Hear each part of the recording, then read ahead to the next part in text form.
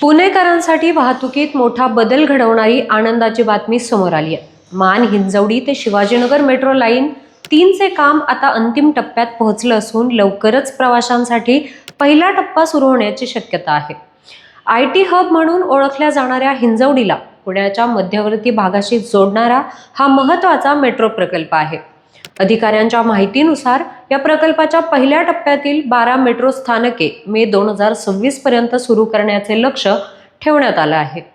दररोज हिंजवडी IT पार्कमध्ये हजारो कर्मचारी ये-जा करतात, त्यामुळे या मार्गावर मोठ्या प्रमाणात वाहतूक कोंडी होते। मेट्रो सेवा सुरू झाल्यानंतर हा प्रवास अधिक जलद, सोयीस्कर आणि वेळ वाचवणारा ठरणार आहे। ही मेट्रो लाईन सुरू झाल्यावर मान, हिंजवडी आणि शिवाजीनगर या महत्त्वाच्या भागांदरम्यानचा प्रवास मोठ्या प्रमाणात सुलभ होणार आहे।